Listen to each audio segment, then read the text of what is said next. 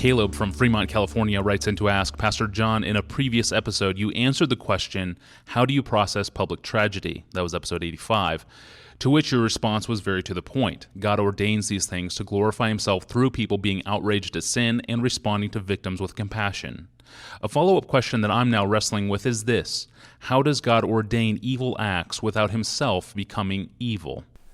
We need a category in our minds that goes something like this. God can will that sin be without sinning. It's not a sin for God to choose that sin should exist. And I say that because the Bible pictures God giving us grace in Christ Jesus before the ages began, which means that he was planning for the fall, which would then need to be redeemed by the crucified Christ through grace, and that was all being planned before anything had happened. So he's planning for the downfall of man. Same thing in Revelations 13:8, where there's this book that God's writing before the foundation of the world, and the name of the book is the book of the life of the Lamb who was slain. So you have Jesus in the mind of God slain for sinners before there is even a world, which means that we need a category that God is planning that sin be without himself being a sinner. And we know from other passages that's in fact what God does. Genesis 50 verse 20, as for you, you meant evil against me, but God meant it, that is, he meant the evil for good. So God can oversee and ordain and plan that evil happen without himself committing evil or loving evil or doing evil himself. So the question, as I understand it, is can we know anything about how God does that? And this is really tough, Tony, and here's just my best shot. I thought of three things. One, God has infinite wisdom, and we don't have that, and so God is in a position to see how evil events can be woven together to bring about a greater good, and we dare not follow him in this and try to do evil that good may come. But God is infinitely wise and can see how it all fits together. A second thing is to say that when we sin sinfully. That is, we love sin. We do sin because it pleases us. When God ordains that sin be, he doesn't do it because he loves sin. He hates sin. We love what we're doing. We wouldn't do it. Nobody gets up in the morning and says, I got to sin some today out of duty. I don't feel like sinning, but I really should sin some today.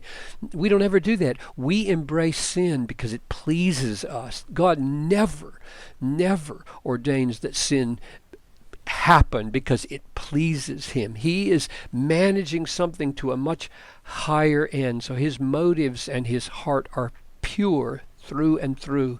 And the last thing comes from James 1, where it says, let no one say when he's tempted, I am being tempted by God, for God cannot be tempted with evil, and he himself tempts no one, but each person is tempted when he's lured and enticed by his own desire. And a lot of people quote that and say, God tempts no one with evil, so he can't be ordaining that someone sin. But that's not quite what it says. It says that temptation is being lured and enticed by his own desire. God cannot experience that. He's never lured and enticed towards evil by his own desire, and therefore he doesn't do that to people, which means he does not commend sin to people, he does not approve sin in people, and he does not directly awaken sin in anybody. He doesn't directly awaken those lurings and those yearnings toward sin. However, he knows as God all the circumstances that a corrupt heart will respond to that way. He knows exactly how Satan functions and what Satan does in response to those kinds of things, and he may ordain that those circumstances and that Satan be in such a position that a corrupt heart will respond that way. And so I think those three things at least distinguish God from us.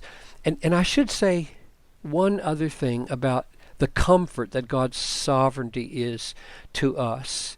A lot of people stumble over the sovereignty of God in the control that he has ultimately over all things, including our lives. But according to Paul, there's a huge assurance in that as well, because he says, God does not let us be tempted beyond what we are able, but with the temptation makes a way of escape that we may be able to endure it, which means that his sovereignty over what he allows into our lives is perfectly calculated so that none of his children is ever brought to destruction through temptation.